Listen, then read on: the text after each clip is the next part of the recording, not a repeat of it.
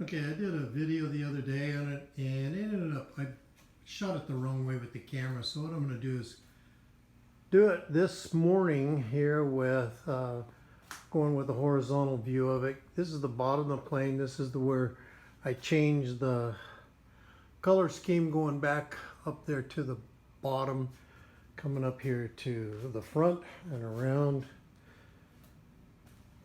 On this, normally the Super Skybolt has a rod that'll attach from here to this aileron, but what I did is I put in servos for each aileron, so that way you can you got control from both of them and you don't have to worry about a rod or something like that. I don't really like those anyway.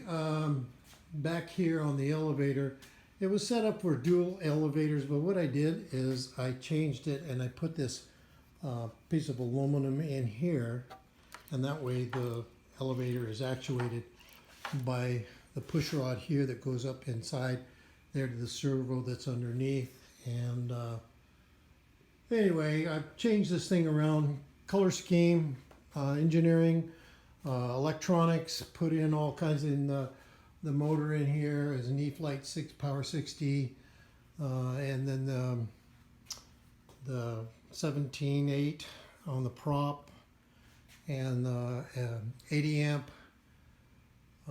speed controller by Hobby King, has reverse in it. Not that you can do it in the air, but you can do it on the ground. Kind of a cool feature. I have it on my Tundra.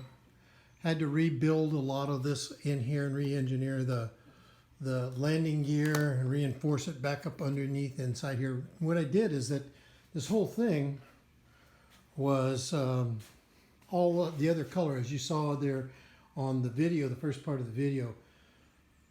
Not the video, but the pictures. Anyway, it was all this other color, and I had thought, oh, well, cool, I'll just do, fix it up and paint it or whatever. Well, it ended up where I ended up having to skin the whole thing. Just took off all the other monocoat on it, and then back here it was so stinking nose heavy that I ended up having to come here and in the elevator here and on the stabilizer here and on the rudder.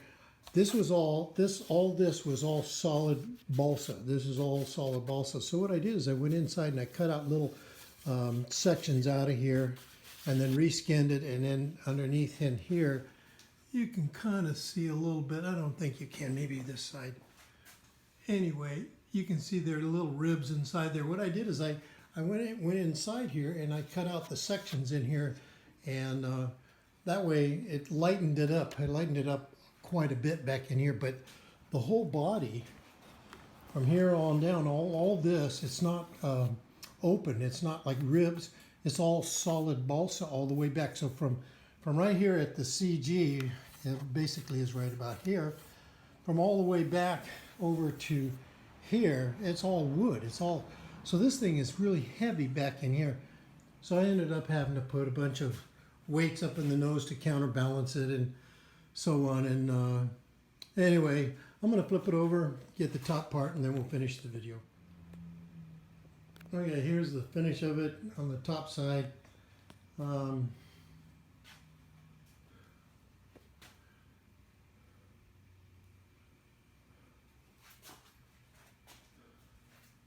Come around here, up underneath here. Here's all my servo connections here. Go down in there, put this little tube in here to sit back and take all the wiring and take it down below to put a Y on it and split it so that each wing has its own control. Each aileron has its own control. This was kind of probably the tough part about this, was setting this thing up, converting it from gas to electric, and then having a place to put the batteries. Well, here on the canopy, I've got, you can see it goes forward. It goes forward like this. I made these little channel locks underneath in there, and then put these little pieces of wood in there so that it'll fits down inside those little slots right there on both sides. Fits down in those little slots, comes back in like this, push it, pull it back, and it locks in place. And then I've got a little screw that I put in here. Anyway, back up underneath here is right down underneath. I don't know if you can see it, but underneath there's the batteries back up underneath there, and then the little support battery that I have for the electronics. I run 2 batteries, one for the electronics and one for the motor. Anyway, she's about ready for her maiden flight. Basically a reconstruct, remodel, refinish, different colored designs, color scheme and everything. Anyway, so hopefully it'll fly great, I hope. I'm looking forward to it. So as soon as the weather breaks here in South Carolina, where it's 90 degrees and 90% humidity, 150 heat index, we'll take her up and see how she flies, and hopefully, not crash it. All right, guys. Hope you enjoyed it. Thanks. Hey, I just want to say a couple of things that the guys from Jasper County RC, Bill, I made one video and Bill said, hey, when is it going to go up? Well, Bill, it'll be up here pretty soon. As soon as I get out there and weather breaks a little bit.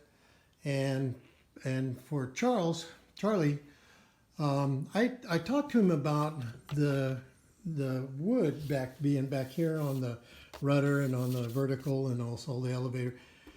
And he's saying, well, maybe cut it out. So this is really going out to the guys that are part of the club, man, and just different suggestions of different things to do on how to help your plane fly better. That's why I encourage anybody that's in any place to go get involved in a club, because you got guys that have been flying for a long time and they have just great ideas